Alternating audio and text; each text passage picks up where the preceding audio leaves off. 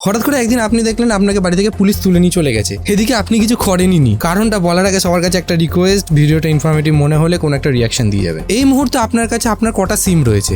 একটা, দুটো, চলুন 3টে, এর বেশি তো নয়। সরকারি নিয়ম অনুসারে একজন ব্যক্তির নামে সর্বোচ্চ 9টা অবধি সিম থাকতে পারে, কিন্তু আপনার অজান্তেই হয়তো আপনার নামে এর থেকে অনেক বেশি সিম রয়েছে। হ্যাঁ, ঠিকই শুনছেন, পশ্চিমবঙ্গে রিসেন্টলি এরকম একটা স্ক্যামের গ্যাং পর্যন্ত ধরা পড়েছে। এই সমস্যার সমাধান বলার আগে বলি যে এটা হয় কি করে আসলে। ধরুন আপনি কোনো একটা সিম কার্ড কিনতে গেলেন বা এমন কোনো কাজ করতে গেলেন যেটায় আপনার বায়োমেট্রিক অথেন্টিকেশন প্রয়োজন।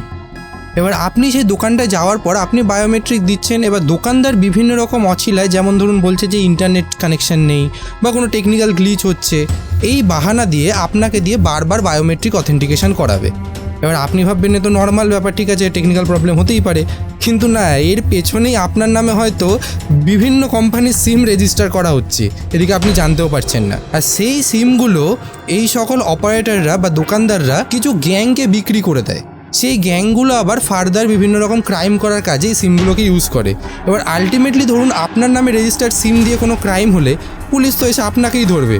সেটা পরবর্তী ক্ষেত্রে জানা যাবে তদন্ত করে যে সেটা আপনি কিনেছিলেন কি কেনেননি, সেটা একটা লং প্রসেস। তো এই যেমন সমস্যা রয়েছে, সমস্যার তেমনি সমাধানও রয়েছে। তো এই সমস্যার সমাধানের জন্য সরকারি তরফে একটা অ্যাপ লঞ্চ করা হয়েছে। অ্যাপটার নাম হচ্ছে সঞ্চার সাথী। প্লে স্টোরে অ্যাপটা রয়েছে, টুক করে গিয়ে আগে ইনস্টল করে নিন, তারপরে স্টেপ বাই স্টেপ প্রসেসটা আমি বলে দিচ্ছি।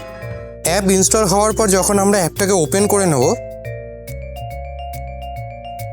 রেজিস্ট্রেশন রিকোয়ার্ড আসবে। এটাকে যদি আমরা প্রসিড করি তাহলে একটা অটোমেটিক রেজিস্ট্রেশন অ্যাপ করে নেবে।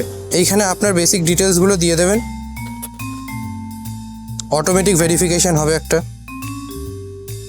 যখন ভেরিফিকেশান হয়ে যাবে তখন ওকে বাটনটা ক্লিক করার পরে no mobile connection in your নেমে ক্লিক করবেন।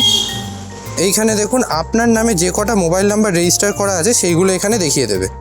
এবার ধরুন এখানে কোনো একটা নাম্বার যেটা আপনি চিনতে পারছেন না, আপনি কি করবেন, সেই নাম্বারটাকে সিলেক্ট করবেন। সিলেক্ট করার পরে এখানে 3টে অপশান আপনি দেখতে পাবেন, required, non required are not my number. এবার যেটা আপনার পরিচিত নাম্বার নয়, যেটা আপনার অজান্তেই ক্রিয়েট করা হয়েছে, নট মাই নাম্বারে ক্লিক করে ওকে বাটনে ক্লিক করে দেবেন। এখানে আমি করতে পারছি না যেহেতু সবকটা এই রেজিস্টার্ড নাম্বার। ওকে বাটনে ক্লিক করার পরে সরকারি তরফে আপনার ওই নাম্বারটিকে বাতিল করে দেওয়া হবে।